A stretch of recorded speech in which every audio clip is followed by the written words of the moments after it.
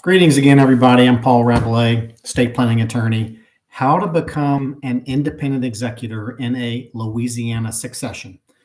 A little bit of background. Yep, I've made a lot of videos over the years. I've had a lot of subscribers, a lot of views. A lot of my videos have just been general in nature.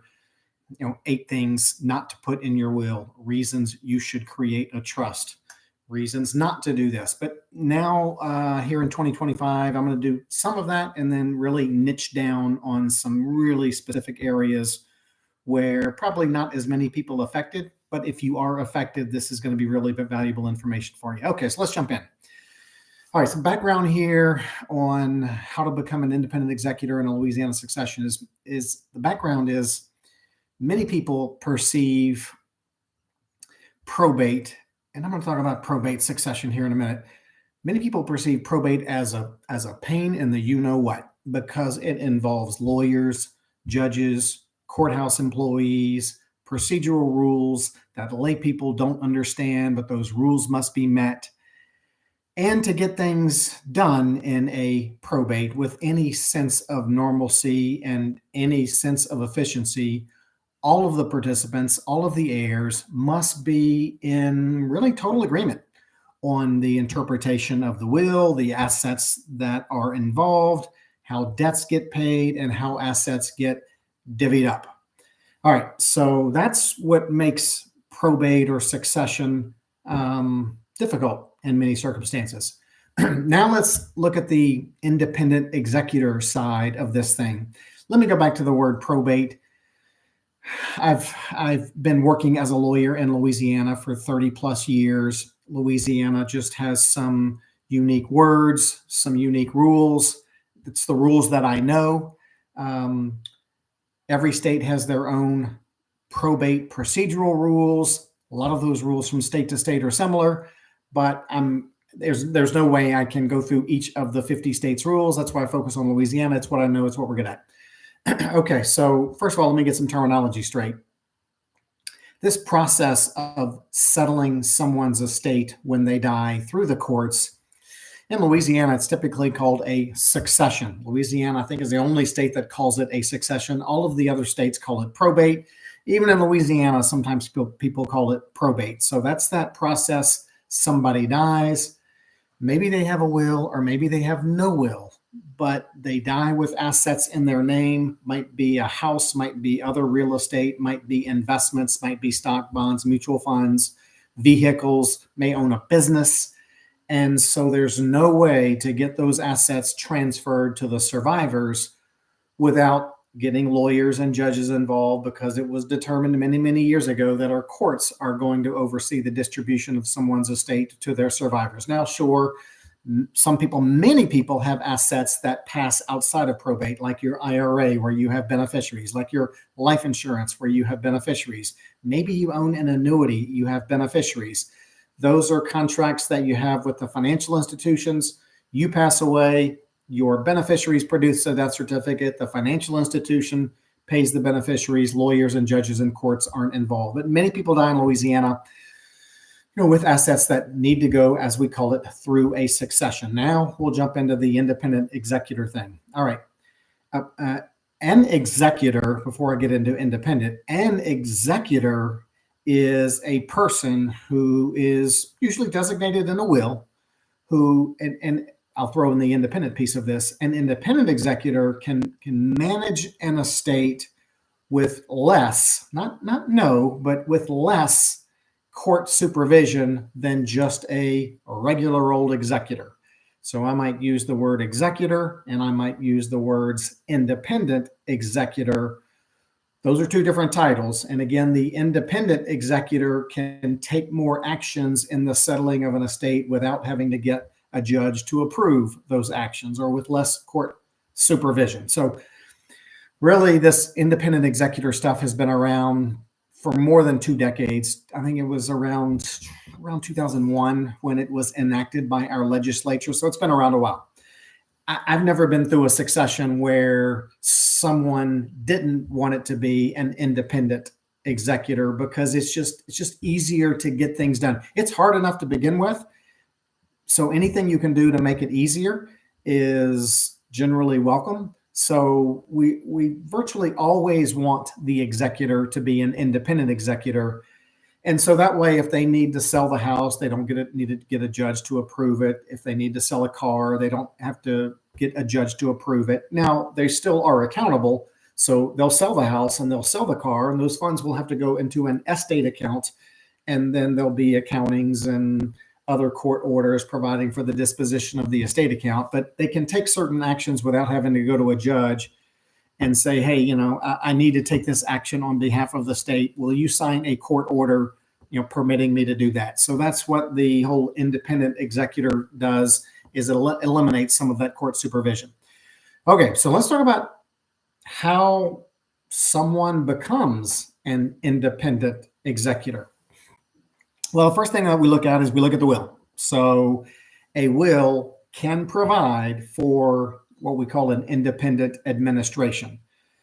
So when the will provides for an independent administration, there's usually some statement in the will to the effect that the succession representative may act as an independent administrator, or the succession representative may act as an independent executor. In fact, we have a statute that says if you use those words in the will, that's sufficient to constitute authorization for the independent administration of an estate. So every will, most wills, not everyone, because I'm going to give you a couple of examples here in a minute that are real life examples. But most wills written by lawyers, you'll see a provision in there. If it was done in Louisiana, it probably will say something like, my executor may act as an independent executor. Again, kind of have to have language kind of like that to enable the executor to act under these independent executor provisions. All right, so now let's talk about what happens if somebody has a will, but they fail to provide for independent administration. So dad dies. He says, I appoint my son Johnny as the executor. And if Johnny can't be the executor, I appoint Susie as the executor. But he says nothing about how the executor may act as an independent executor. So that's going to be the case if it was a Louisiana will for virtually all wills written before 2001, when this independent administration legislation was enacted. And quite frankly, you'll also see that neglect to put independent administration provisions in the will if it was written during or after 2001, but the lawyer used an old form and didn't know any better.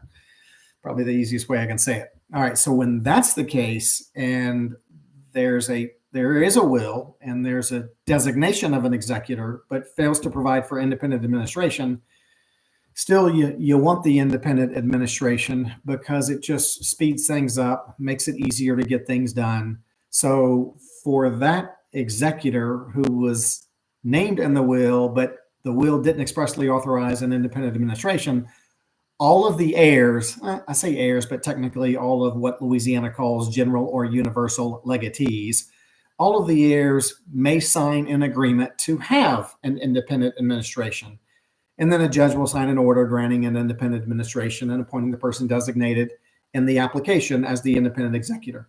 So dad writes a will, says, I name Johnny as the executor, doesn't say anything about independent executor now, but dad had 4 heirs, so dad dies. And on this petition, if everybody agrees and everybody's okay with it, then all 4 of the heirs will sign an agreement allowing Johnny to be an independent executor, even though the will didn't say that Johnny can be an independent executor. So we see that a lot sometimes.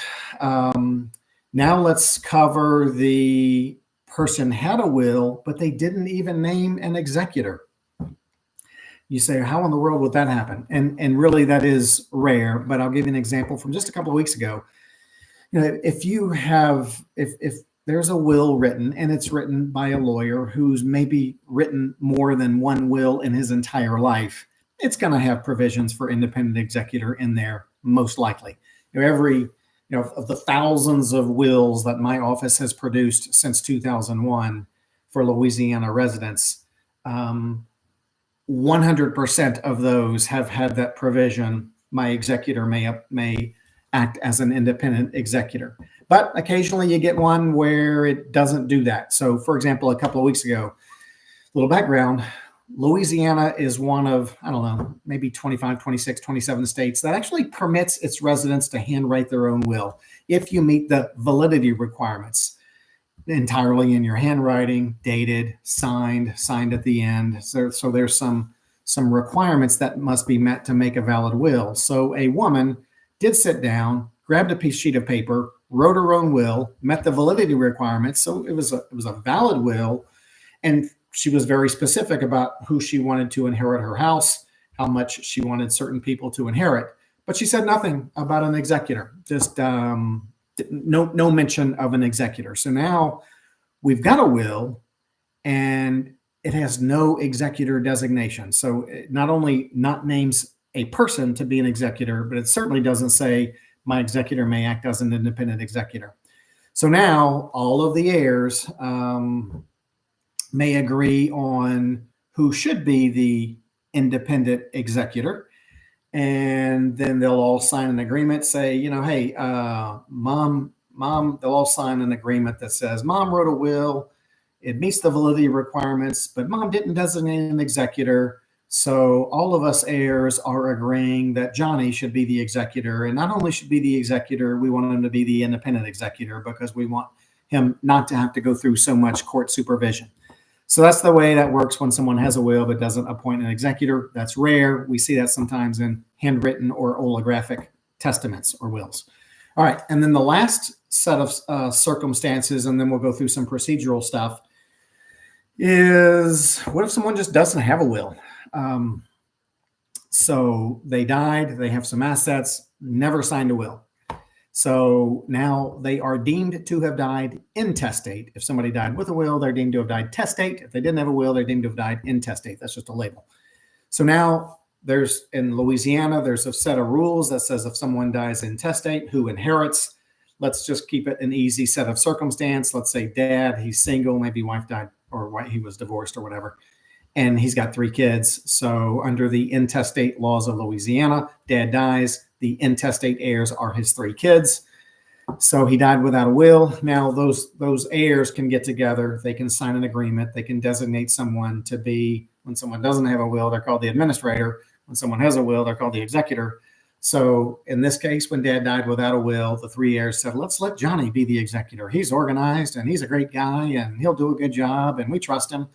So the 3 heirs will sign an agreement authorizing Johnny to be not only the administrator, but the independent administrator. And then the judge will sign an order granting that independent administration and appointing Johnny to be the independent administrator. Okay, so let's touch on that, exactly what happens.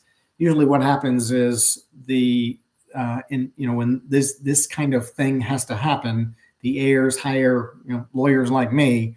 We have to prepare a lot of court pleadings to open a succession. We have to prepare certain affidavits that heirs have to sign, certain petitions asking a judge to sign certain court orders. If there's a will, the original copy of the will is a part of these pleadings. Sometimes there's agreements that us lawyers have to prepare and all of the heirs sign, authorizing someone to be an independent executor or an independent administrator. There are oaths that the executor or administrator have to sign where they declare that they'll faithfully perform their duties as the independent executor. So a bunch of legal mumbo jumbo paperwork that typically the lawyer prepares on behalf of the participants. That all gets filed at the courthouse in the parish where the person who died lived or was domiciled. And then, the judge's office reviews all of these court pleadings. There's a bunch of procedural rules that must be followed. And if everything's followed and all the I's are dotted and all the T's are crossed, then a judge signs an order appointing or confirming that this person is the independent executor. That order goes down to the clerk of court's office, and the clerk of court issues what's called letters of independent executorship. So oftentimes the courthouse makes, let's call it maybe 7 or 8 different certified copies of these letters of independent executorship. Before we had independent executorship, then these documents that the clerk of court would produce after the judge signed the order appointing someone as an executor, traditionally the clerk of court would issue something called letters testamentary. And still to this day, when someone goes to a bank of a deceased person, and the bank has frozen the account, the bank official is going to tell that person, we need letters testamentary. But letters testamentary are really old news. They've all been replaced by this relatively new letters of independent executorship. So that executor now has maybe 8 different certified copies of these letters of independent executorship. It's a court document. It's got a seal on it. And so now that executor can do things like go to the deceased person's bank where the accounts are frozen and set up a new estate account. And then with the letters of independent executorship, the bank will close the accounts of the deceased person and pool all that money into the new estate account, or issue a certified check to the executor payable to estate of deceased person. And then maybe the executor takes that to another bank where they have established an estate account. The idea is the executor is using their power as an independent executor to collect the funds of the deceased person and pool them into one or more estate accounts, which are temporary accounts and will be closed down the road when the money's dispersed to the heirs after all the debts have been paid. So the independent executor needs multiple certified copies of these letters of independent executorship, because they need one for each financial institution that they've got to go do business with. They need one if they're going to sell the car, because the Office of Motor Vehicles needs to see that this independent executor has the authority to sell the car of someone who died. And that's what the letters of independent executorship do, is they grant that independent executor the authority to do that type of thing. If an independent executor is going to sell a home or piece of real estate that the deceased person owned, the letters of independent executorship are necessary for that. If the executor is going to deal with credit card companies of the deceased person, well, those credit card companies are going to need to see or have a copy, sometimes a certified copy, of these letters of independent executorship before they will even talk to the independent executor. So those are real important. Okay, so kind of bottom line here, and we got a few questions I'll get to, but most people kind of aren't hungry for this information until somebody dies, and people are scrambling for information about what's supposed to happen.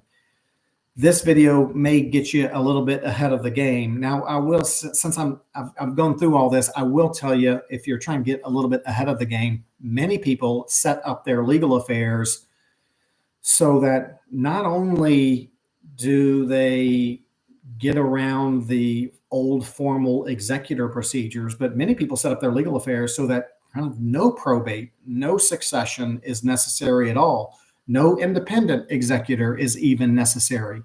And for the people that do that, they typically set up what we typically call in our industry the revocable living trust. John Doe sets up the John Doe revocable living trust. The trust says John can do whatever he wants to with all the assets while he's alive. But the trust says when he dies, he designates little Johnny as the trustee to divide the assets up among the beneficiaries, and then he transfers his home and these other probate assets to his trust, because things that are in a trust when you die, or that kind of trust, they don't have to go through any kind of court and attorney involved procedures. So there's a lot of avoid probate, avoid succession work being done by many people who want to keep their families, their survivors, from having to go through all that. All right, so let me jump over here. Question says, if the trustee is seeking court approval of accounting, a workaround of not getting releases and indemnification, what can a non-represented beneficiary do prior to objecting? So when I read that, it certainly sounds like there's some beneficiary of a trust who disagrees with the accounting that the trustee has prepared and is seeking court approval on. That's a state-specific issue. It's a procedural issue. I know in our state we have Beneficiaries are entitled to certain information, certain are entitled to request information from the trustee. There's provisions on a beneficiary removing a trustee for cause. So that's I'm not going to give you a great answer there, just a general answer. Hey, Ann, what if someone is faking to be an executor of a will? I'd like to know a little bit more about what someone would be doing to fake to be an executor of a will, because it's a pretty kind of big deal to become an executor. Somebody has to die, and then all of these court filings are made. Affidavits are signed by the heirs and notarized. The original will is submitted to a judge. And lots of other court paperwork is submitted to a judge, and lots of other procedural requirements must be met before a judge will sign a court order appointing or confirming someone to be the executor. So there'd have to be a lot of kind of fraud in place in order for someone to fake. But I don't know what you mean by faking to be an executor of a will. Not an easy thing to do. Maybe something that you'd find in a novel or something like that. All right. Does an only child of a widow need an executor? Okay. Does an only child? So let's say a parent died. The parent was not married. Parent had one child. Well, whether there was an only child or whether there are multiple children, does there need to be an executor? Here in Louisiana, we have certain estates or successions that are administered. I'd say most of the successions are administered. That means you get an executor, appointed or confirmed, and that executor goes to the banks, collects the funds. Now the executor has some funds in an estate account where they can pay bills of the estate. They can pay bills of the deceased person, can kind of pool everything together. And then ultimately, after all that's taken care of, they can disperse the assets to the appropriate heirs. That executor may need to sell a vehicle that was in the deceased person's name, maybe to sell a home. Now, and so that's why you need an executor. But we do have a procedure in Louisiana. It's when a succession is, as we call it, not administered. And so maybe there's the only issue to be dealt with is the person had a house. That's it. There's no outstanding bills, no bank account money, no IRAs or anything. Those went to beneficiaries. So you just got a house and that's it. Well, the heirs can petition the court to be, as we call it, placed into possession of that house without and skipping the step of an executor being confirmed. But in most successions, you do wind up getting the executor because there's some issue that needs to be dealt with that requires an executor, but it doesn't have to be every time. All right, an executor be listed in the will. Yeah, an executor. That's where the executor's power starts, is by being named in the will of the person who passed away and appointed someone as executor. Thanks for your question, Violet. All right, that'll about do it for the independent executor. We'll see you next time.